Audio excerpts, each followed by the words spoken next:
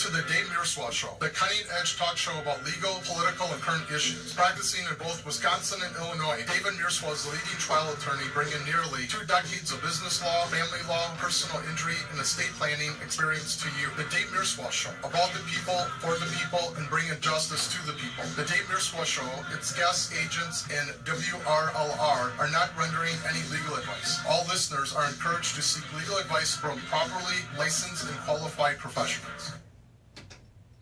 I want to say good morning. It is not good afternoon. It is good morning for me. You just tune in to the Dave Mierswa Show. You know, I got one speed this morning and it's not fast.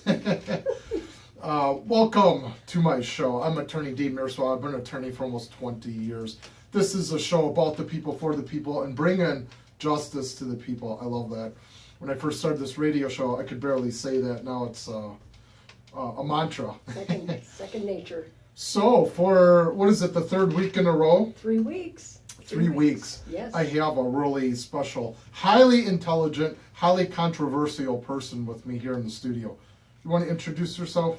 Yes, I'm Peggy Busceni, and I may be a little controversial, but no one ever thinks that until they hear me speak, and then they're like, "Ooh, wow!" They think you're so docile and nice, and Yes. and then they get to know you, And it's like, "Ooh, pitbull." they're like, "Oh, woohoo!" So Peggy, welcome back to my show. Always great to have you back here. Thank you. And once again, let's get the shout outs out of the way. I got a really cutting edge topic we're going to get into. I got some great audio clips, as well as Peggy's got a really awesome article. Yes. And let me get my animal rescues out of the way here. Reach Rescue is a non-for-profit, non-kill animal shelter located in Mundelein. Right next door, they have a resale shop. So if you're looking at buying some more junk, treasures, stop by there. Actually, that stuff is really good. And if you're looking for stuff back to school, bring your kids over there. And so that's all, tax-free. You can get a donation if you donate goods over there. Also, Save a Pet, located in Gray's Lake. They're not doing anything today. Stop by these two places, save an animal. And after you get done with your PSAs, I'm going to make an announcement having to do with this. So, Peggy, fire away. Let's see how you can do on this. Okay, now there's a community carnival at Antioch Church. The Beautiful Savior Lutheran Church is celebrating its presence as a Christian congregation in the Antioch community since 1996. The celebration is next Saturday, August 27th at noon, with a carnival offered for the public.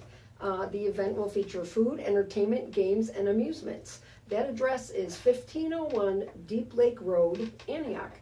And if you need more information, contact Pastor Gary Scherer at 847-395-9400.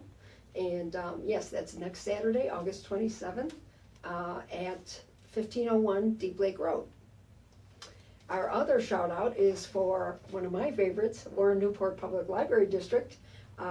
They are on August 28th having a bike ride. It's called Hit the Road, Hit the Road this coming Sunday.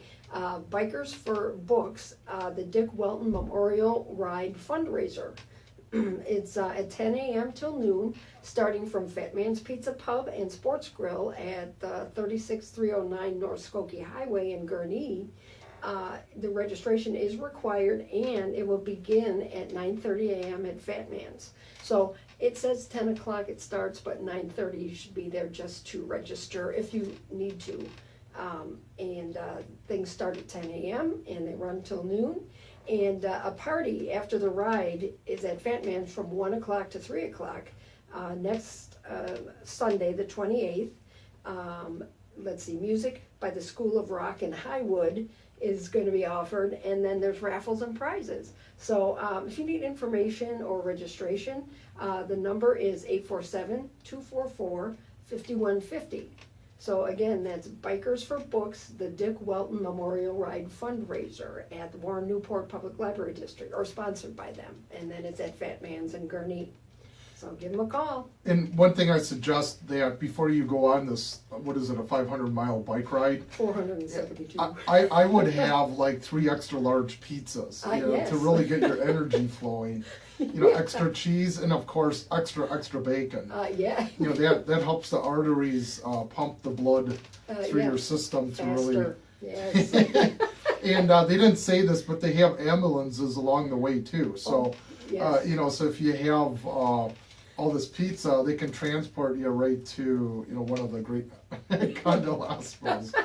Anyway, folks and listeners, all of my previous shows are uploaded to Law 540, law540.com, and then also YouTube. Go to YouTube, put in Dave Mierswa, Mierswa. That's Mierswa. So as you see, I'm picking up speed here. You're doing great. When I started Yeah. this morning, I had 1 speed. Yeah. So my announcement is, yesterday, a week ago, I had one of my babies pass away. That's a 4-legged baby. Fur baby. Yeah. Yeah, and we had 3 of them pass away in 1 year. Oh, wow. So this was a week ago Friday. So this past week, I've been rather. You're in mourning.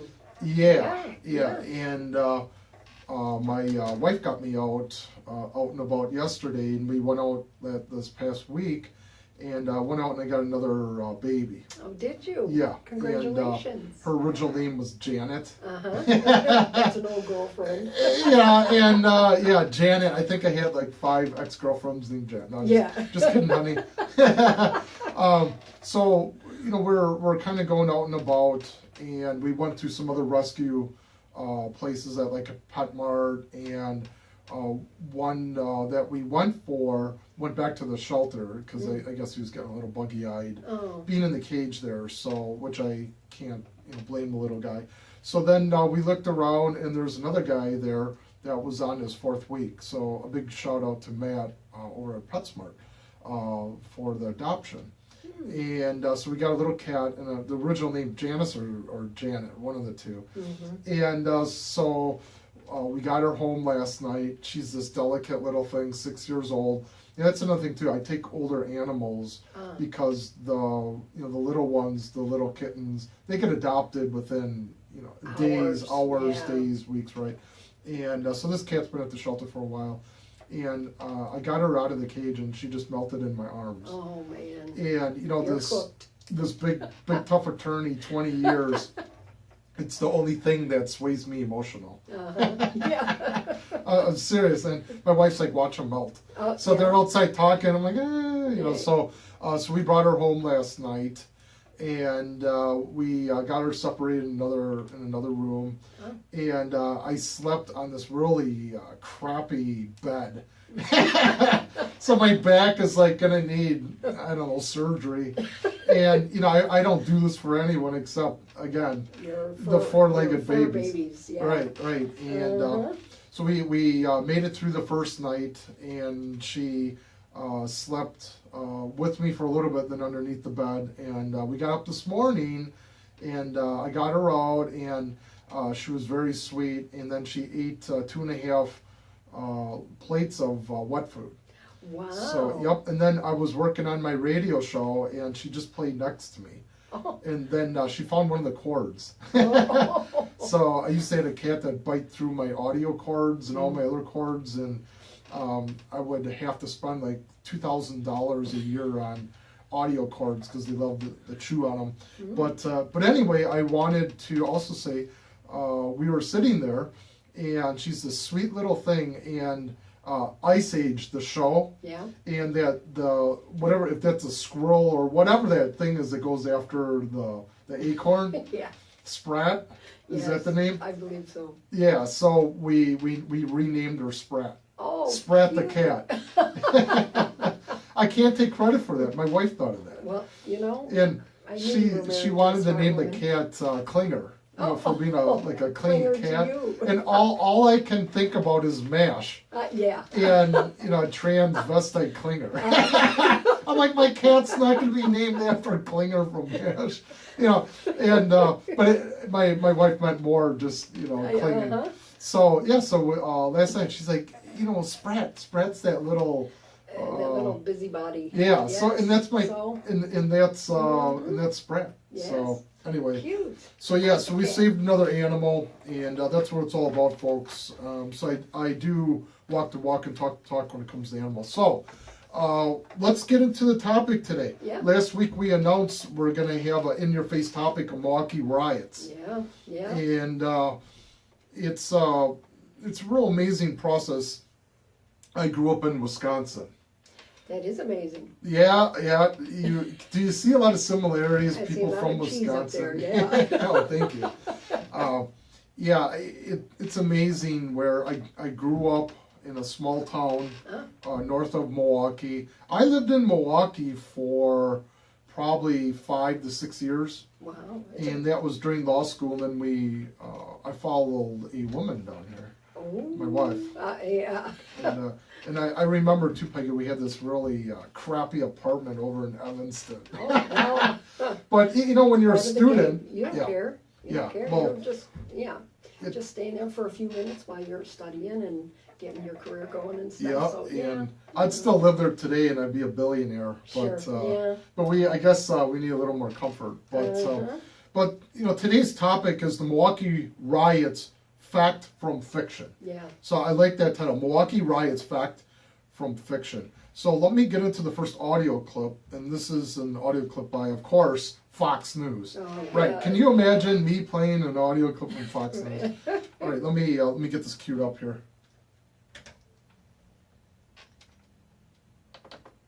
All right, back to the riots in Milwaukee. It all started with a police-involved shooting, the suspect allegedly pointing a loaded gun at them and refusing to drop it. Joining us now, Kevin Jackson, Fox News contributor. Kevin, those facts apparently were ignored when it comes to the protesters. Yeah, they always are ignored. And, once the story broke, everybody knew immediately that it was a black person shot by a police officer. The sad part about it was nobody seemed to, and we've come to this point in the country where nobody seems to care that the guy was a criminal and essentially aimed his weapon at a police officer and got himself shot.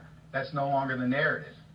Well, and the suspect's sister coming out in front of the media saying this is terrible. He should have been tased. Well, I will tell you, most people I know would not want to take a taser to a gunfight.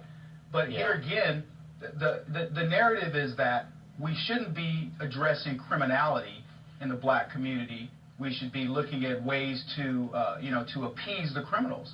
The fact of the matter is these police officers put their lives on the line, and it's not their responsibility to try to mitigate a situation like that when their lives are on the line. They want to go home to their families as well. But we've come to this point in America where people are justifying this type of thing, and it's very unfortunate because it's not just this is not just a societal problem. This problem permeates itself into every aspect of what we are. And one of the things that I talked to the producers about was this is also a business problem. When you take a problem like this and you allow it to grow, to fester in society, where you say, I'm not going to put the blame on the actual perpetrators, or I'm going to try to make the police officers the victims, you're going to do the same thing with corporations. Everybody in America is held hostage in a situation like this when you can't recognize right is right and wrong is wrong. And that's essentially what's happening here. So you say the Black Lives Matter, the movement, is bad for African-American jobs because of that, right? Absolutely. It's horrible because of that. I was, when Ferguson erupted a few years back, and I was talking to a young black guy, and he said to me, Kevin, I can't get a job, and I'm frustrated by all this. And his contention was the problems in Ferguson were, that was the reason for the problems in Ferguson. And I said, you've got it backwards. The reason why you don't have a job is because of what's happening in Ferguson. Think about it this way. Companies build risk portfolios based on what's going to be the least disruptive to them doing their job. So imagine if you had black employees, and every time something like this comes up, as opposed to having a reasonable, measured response to it, you're concerned that there's going to be an eruption within your company. Now, no HR person's going to say that. There's no board of directors that would approve any type of thing that says don't hire blacks. And in fact, obviously, there are rules against that. But don't think that it's not factored into the risk portfolio of companies when they say somebody might get an email that they find, quote, offensive, and we end up in a lawsuit. Or somebody might overhear a conversation erroneously, as what happened with the word, well, I won't even bother to word, but it meant miserly, the word did, and suddenly you're in a lawsuit. These are the reasons why. And corporations look at this and they say, look, this situation that's happening with the police officers, where the false narrative of criminality trumping the police doing their jobs is potentially could happen to us. Look at all of the different leftist issues that occur when, for example, I believe Target donated money. Well, I will tell you, most people I know. Okay, so that was audio clip by Fox News and a contributor. So Peggy, what do you think? There was a, I'm not going to call him a victim. No. I guess he was in a stolen car. Yeah. And they're being chased by police, and there were, I believe, 2 black suspects, and then there were quite a few squad cars. There was a high-speed chase, I guess. Well, according well. to certain stories, he was stopped, or he was trying to be stopped because something looked suspicious. Okay, Now, there wasn't a high-speed chase involved? in one report there was, Okay. and in another, it didn't even seem there was any sort of chase. Okay. But it was, something looked suspicious. Okay. And then I believe the chase ensued because he either got nervous or tried to get away or Okay. something. But it all depends on who you're reading, who you believe, Right. and that's 99% of the issue here. It's the choice of words that were used to describe this whole situation. And that was what I was finding, because I was following the thing, but just peripherally, just because it's Milwaukee, and I thought, oh, it can't be that big of an issue because it's Milwaukee, it's so small, so beautiful, so nice. The reports, just totally all over the place as far as how it started. And that's a warning too, that Yeah. when something breaks like this, and that was part of the problem. It is a fact that the guy that was shot was African American or black. Right. That's a fact. Yeah, And it was also a fact that the officer that shot him was black or African American. exactly. So that's a fact. But And they tweeted out that possibly it was a white cop, or they insinuated that, again, it was another racial issue. rate based on race, and it got out, and then the rioting happened before the facts were in. Right. And this is one of the huge problems that I see, is that you have a lot of people that are just angry at economic conditions. They're angry just at a lot of things that have been going on in their neighborhood, and that's all fine. I understand that, but they're looking for a spark. They're looking for an excuse to go out and do damage to private property, not just protest, but to do damage to private property. In my opinion, this started back in Ferguson. Yeah. And I'm not saying these economic conditions don't predate that. What I'm talking about is some of the false narratives that are being handed to the media and actually promoted by the media. Correct. And I'm all for protesting. I am all for getting your message out. Sure. But if you're getting out a message that is not accurate and is not true, then most of us that actually dive in the facts then will dismiss whatever you say after that. Right. Then your credibility is shot, of course. But I had read in several of these articles that the original story that went out through like a New York paper, maybe the Times or whatever their major issues are out there, it said straightforward, point blank, a black guy was shot by a white officer. Yeah. So they had their facts wrong to start with. And they don't care. Yeah. And here's my disdain, and I would say almost pit bull attitude of fighting back against this false media and the mainstream media. CNN, I cannot play the audio clips because the the editing of them was so bad. This was the sister of the guy that was shot, and they kept calling him a victim. Yeah. He definitely pulled out a gun and pointed it at the officer. And what do you think's gonna happen? Exactly.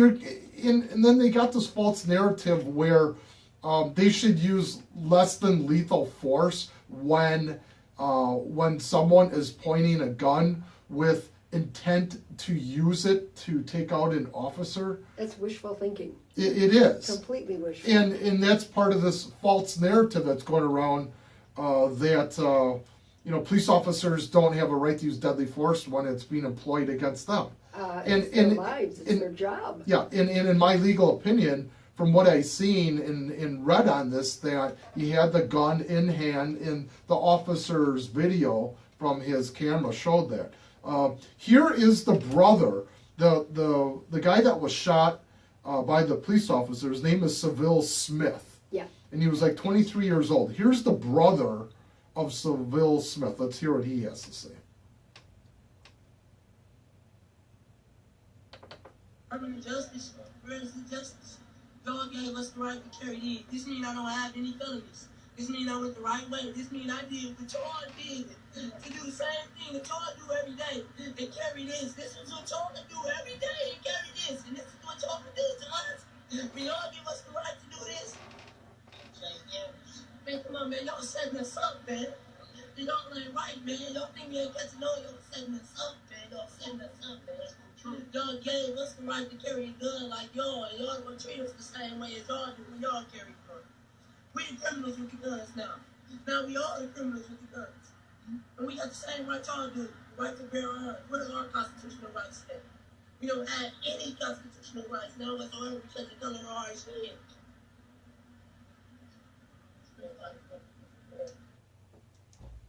So that was the audio clip of the brother, and the video showed that he was holding up a CCW card, conceal and carry card. Oh. And I wasn't quite clear if he had that card in his name or not, but I think he was talking about people in the community being armed to fight against some of the injustices that are going on in that neighborhood. And as far as I know, I've never heard of a case of discrimination against someone not getting a CCW here in Illinois or Wisconsin. No. But you could hear in his voice, you could obviously hear that he was pretty sad by his brother, being shot and killed. And so, my heart goes out to the family. Right. And again, I'm not going to call him a victim because he wasn't. But my heart goes out to the family. When anyone gets caught in this circumstance like that, it's definitely, heartfelt. It is, but his message, I'm not sure, when he was talking about the average citizen being able to be licensed to carry a gun or protect themselves and stuff. Where does the line end when it comes to, or start and end when it comes to a police officer trying to keep law and order intact?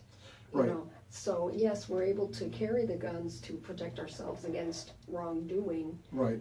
But when it comes to a police officer, you're supposed to say, okay, you're in charge, and put the gun down.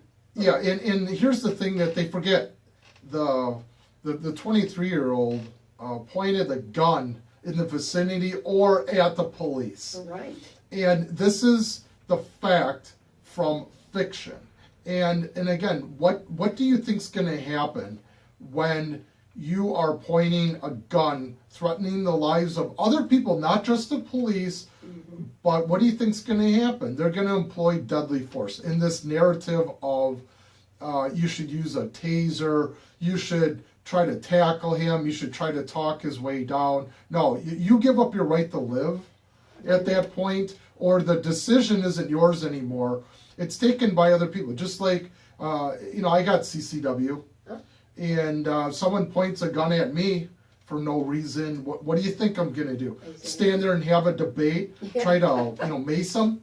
No. I'm gonna end that. We say, end the threat. Right. That's what the police officer did. Here's the father of Seville Smith, and I know that he was in prison and got out of prison just like months before this, and it's unfortunate. I don't want to see anyone being shot in the streets. Like all these shootings happening in Chicago. Right. Yeah. So don't get me wrong. And I know a lot of listeners may say, "Hey, you're being a little bit harsh on this guy." No, not really. Well, it's like, you got to look at the factual reasons why he was shot. It had nothing to do with race. It had nothing to do with anything except his own issues.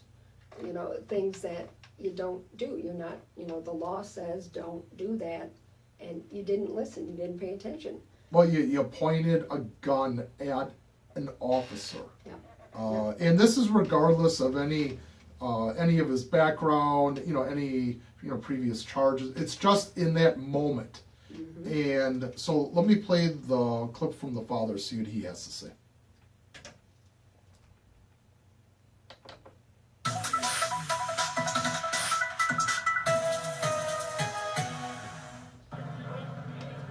Well, we spoke with the man who identified himself as the father of the 23-year-old who was shot and killed. 23-year-old Seville Smith is his name, and we showed him a picture provided to us by a friend of Seville Smith, and the father identified that picture as his son and as the man who was shot by police last night. The father's name is Patrick Smith, and from what he said, he was not really talking about in his comments about the police and the shooting, but what he called a gun culture that is ruining out of our community, as he put it, and might have been exactly what led to the death of his son. Here are his words. They got us killing each other, and when they okay them pistols, they okay them a reason to kill us too. Now somebody got killed reaching for his wallet. It wasn't no gun, but now they got a gun, so they can just say he reached and killed, and that's justifiable. And that's where the problem began in that. Then when we allow them to say, okay, guns is good. So you'd have to put in context what he was saying. He was obviously very emotional, and then when he showed him the picture, he got upset and kind of broke down. But the essence of his point was that, guns are glorified, and he didn't come out and say that his son glorified guns, but he just said that we live in a society and an environment where guns are glorified, and then this is the end results. Eventually somebody gets shot and killed. What we have right now is two different stories happening. This is, of course, the burned out gap. So Peggy, I think the father was right. So again, my heart goes out to any person that's shot, and again, I am not going to label him a victim. No. He's far from a victim in this one circumstance. Although there are a lot of other shootings and innocent people in Milwaukee and around Chicago that are innocent. Correct. And there literally are hundreds and hundreds of kids shot. Unintended deaths or shooting victims that Bystanders. Just happenstance. They just happen because someone's there, wrong place, wrong time, sort of thing. But that's only one of the interviews given by the dad. Yeah. Because the dad, the one that I had just actually heard this morning, it was a little lengthier, and while he was talking about the glorification of guns and our societal look at them, the dad was also blaming himself, because he was saying that his life has been disrupted quite a bit because he's served some time here and there, and he wasn't there to teach his son the correct ways of society and stuff like that. So, just being a dad, being a father to his kids. Right. It's hard to do that when you're in prison. Right, and so, there was a combination. He was trying to say, you know, the combination of the glorification of the guns and his inability to be a parent there that's taking care of business. You know, it was a sort of a mea culpa, you know, it's my fault and it happened, Yeah. that sort of thing. So it was. And yeah, and you could hear the stress in his voice. Yeah. But I think he hits upon one of I don't say, well, he's the one that said culture of guns. Yes. And I guess you know, maybe that is correct. But again, a gun is nothing more than a tool. Right. You know, as we argue, but the glorification of it, and it does mean power on the street. Yes. If you are involved, you know, in the street trying to make a living off the street somehow, some way, without a 9-to-5 job, as we say, you know, a gun is part of that tool.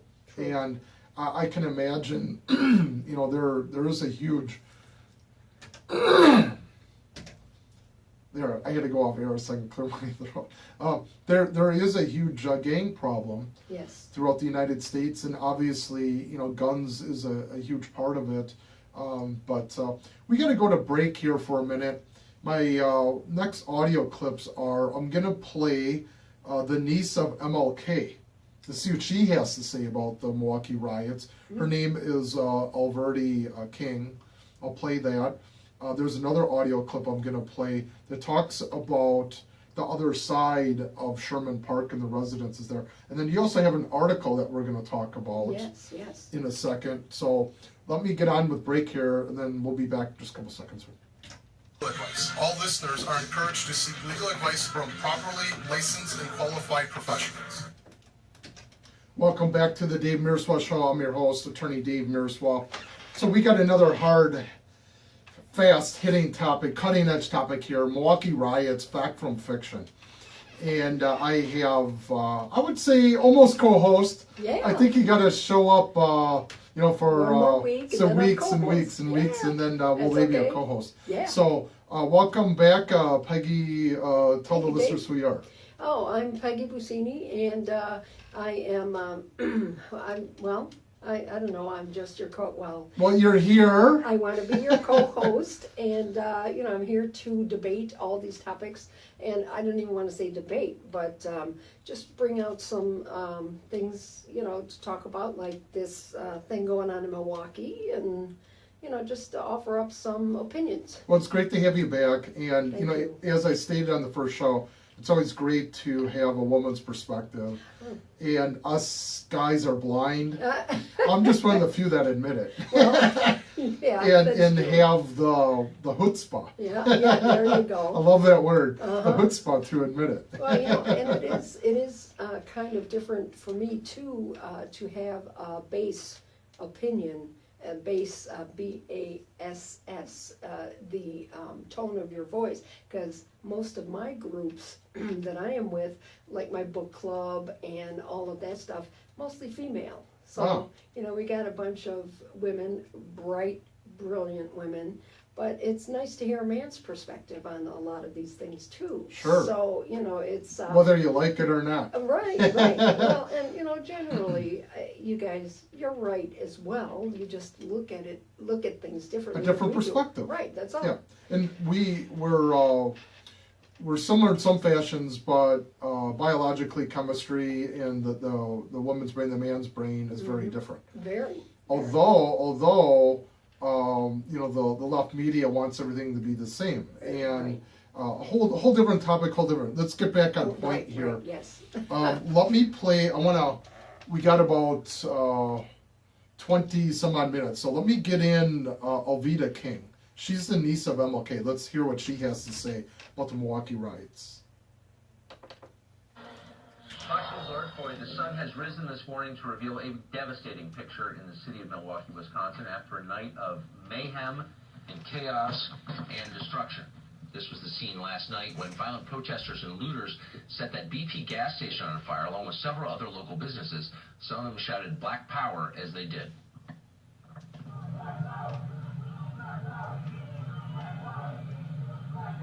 BB is done.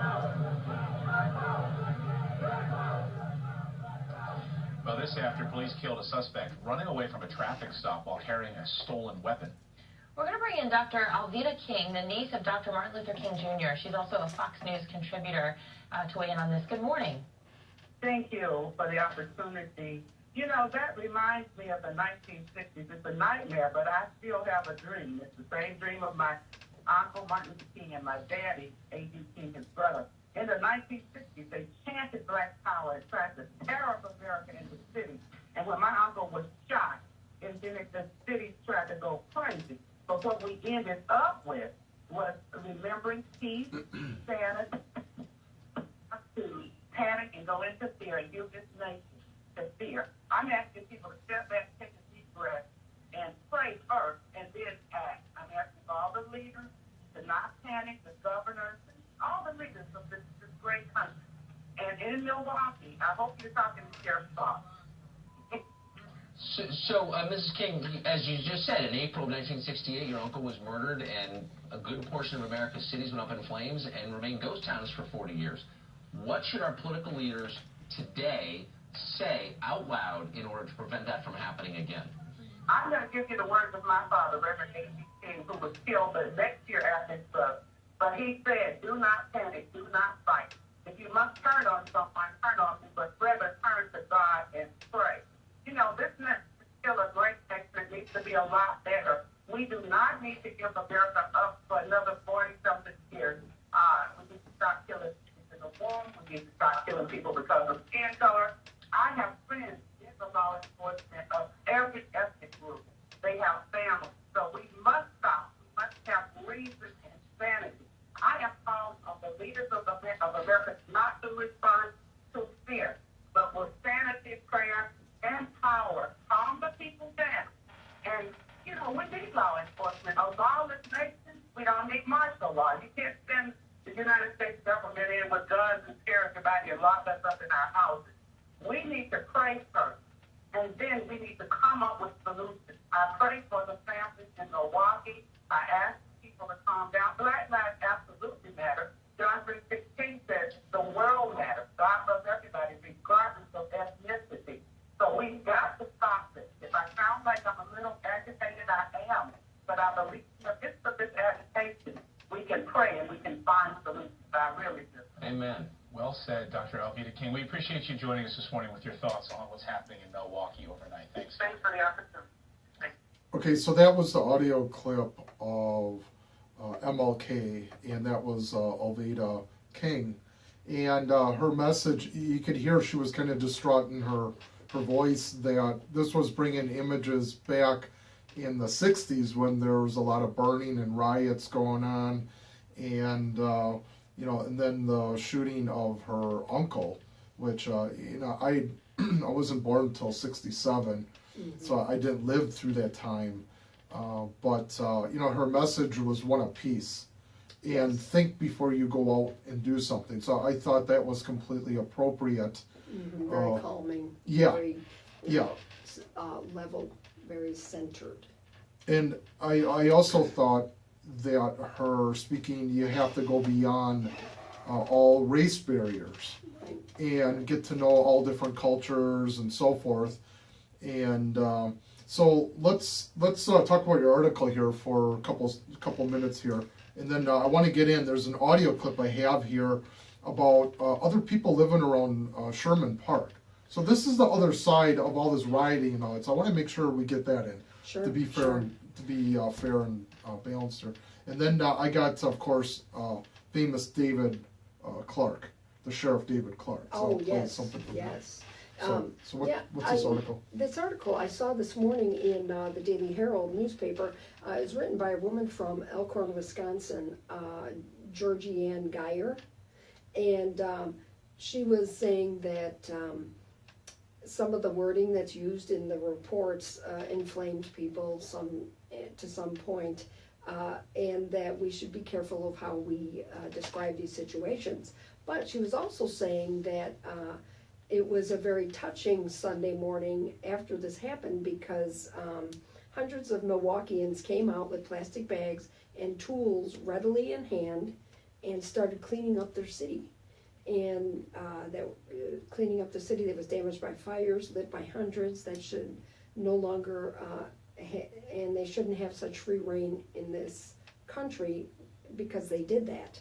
So what she was saying is perhaps maybe Mayor Rahm Emanuel might look at things like this and use some of the tactics that the mayor in Milwaukee used, because the mayor in Milwaukee, they contacted the National Guard and put them on alert, but they didn't bring them in, but they were on alert. There was a 10 o'clock curfew, which, as you were saying earlier, it's always on. Right, for the minors. Underage kids, get the kids in the house. Right. That sort of thing. But, she was saying that no one really directed these people to come out and clean up their neighborhood, but they did, and that Rahm Emanuel should be taking note of this and encouraging people to clean up any of the things that are happening in the city after our riots here.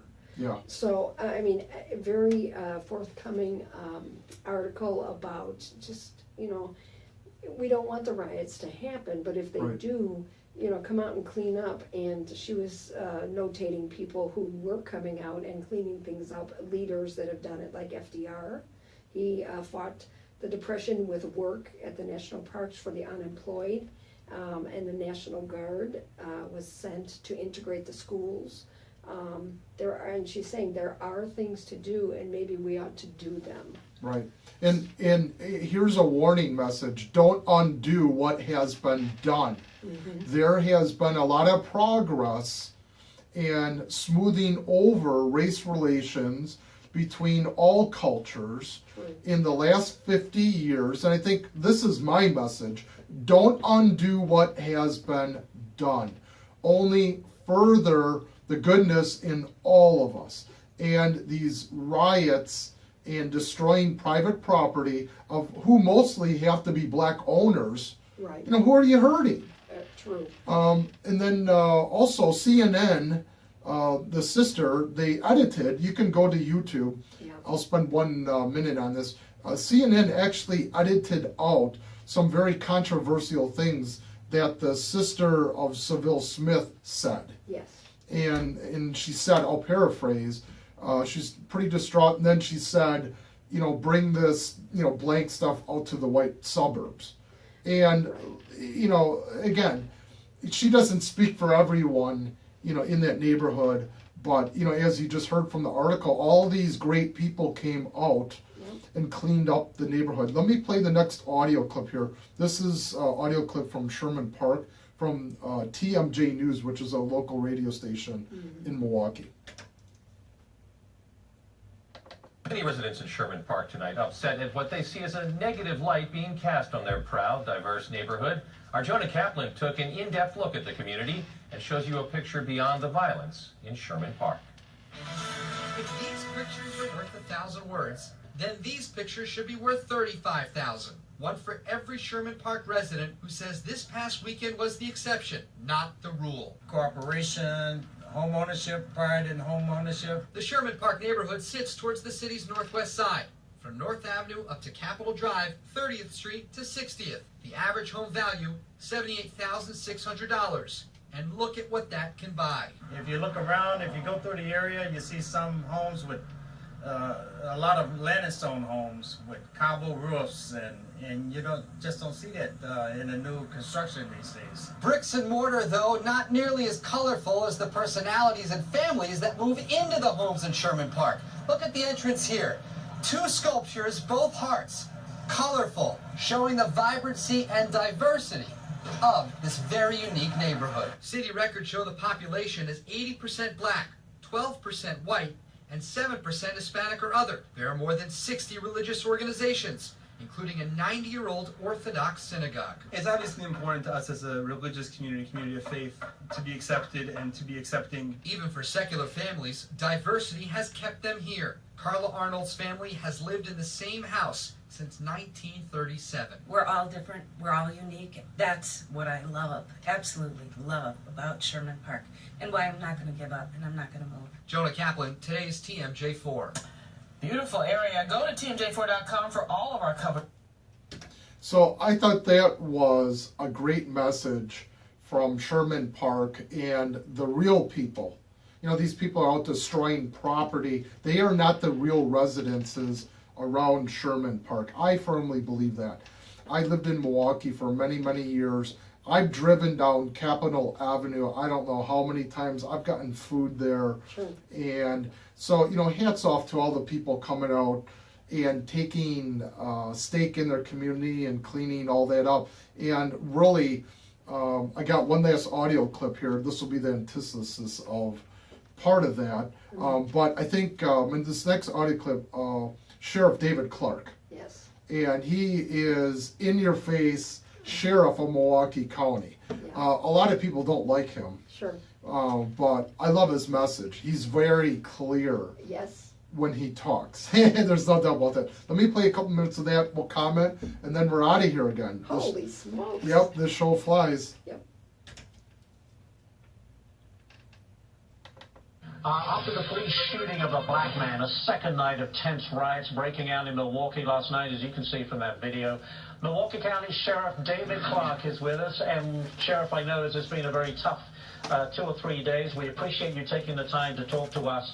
How did this all happen? Maybe you can just first just talk us through what happened. Well, first of all, I'm used to tough. I've been doing it for 38 years. Look, the social order in Milwaukee totally collapsed on Saturday night. And when the social order collapsed, tribal behavior takes over. When tribal behavior takes over, the law of the jungle replaces the rule of law. And that's why you end up with what you saw. Last night was a little better, not good enough for me. I won't be satisfied until these creeps crawl back into their holes so that the good law-abiding people that live in the Milwaukee ghetto can return to at least a calm quality of life. Sheriff, we understand that the video that was recorded on the officer's body camera quite clearly shows what happened. Is that right? Well, I haven't seen the video, but I did talk to the mayor yesterday, and he said he saw the video, and that it's clear that the suspect that the officer confronted was armed with a firearm. I noticed that people are leaving that out when they say police shot a man. They shot an armed individual this time, so it doesn't give the cop haters the high ground on this sort of thing. But look, that's not what causes riots anyway. What causes riots are failed liberal urban policies in these ghettos like Milwaukee. Milwaukee has inescapable poverty. We're like the 6th poorest city in America. They have failing public schools. Segregated. The K-12 public school Very system segregated. here. There's only two school systems that are worse, Cleveland and Detroit.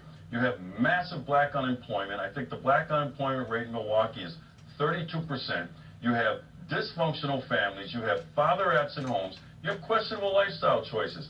Those are the ingredients for a riot. And then a police shooting comes along and just acts as an igniter to an already volatile situation. Now look, between Friday night and Saturday, 4 people were murdered in 9 separate shootings, and these same creeps, we didn't hear a peep from them, but all of a sudden, a law enforcement officer, fearing for his life reasonably, is confronted by an armed individual, and these people who exploit this thing, these cop haters, want to come out and riot. This was just a situation of opportunity for people to steal, to loot, and to rabble-rouse. You know, it's interesting, while we always hear the bad stuff that goes on and we're showing pictures. So that was in your face, Sheriff David Clark. I called his secretary. Oh, really? And tried to get him on the show. Oh. And I almost got him on, then he got busy. He was prepping for the NRA coming up that one time in 2016 here. But yeah, so we got about 2-3 minutes left in the show, Peggy. Mm-hmm. So we have a diverse opinions that we talked about and that you read about. Yeah. So what's your final message and take on the Milwaukee riots and so forth? What do you think? You know, it's astounding that such a small, beautiful community would be affected like this, that they would riot. And, you know, it's the whole gang mentality, it's the whole riot mentality that was sort of exploited in this situation. Because, you know, under normal circumstances, one person getting upset, angry, isn't going to do anything. But the minute you've got a crowd, you got riot mentality or just group mentality, and sometimes it gets out of control, and sure, you gotta just quell it as best you can. But you know, the whole idea is get the facts before you start running out and trying to burn stuff up, and especially in your own neighborhood. And well, you know, here's the thing is, if you are part of BLM or any other activist group, you have a responsibility as to how you act and what you say and what you do. Mm-hmm. You lead by example. True. And I don't know if the BLM was involved with this or not. There were some arguments if they were or weren't. I'm not singling them out. But I'm going to focus in on the other side of this.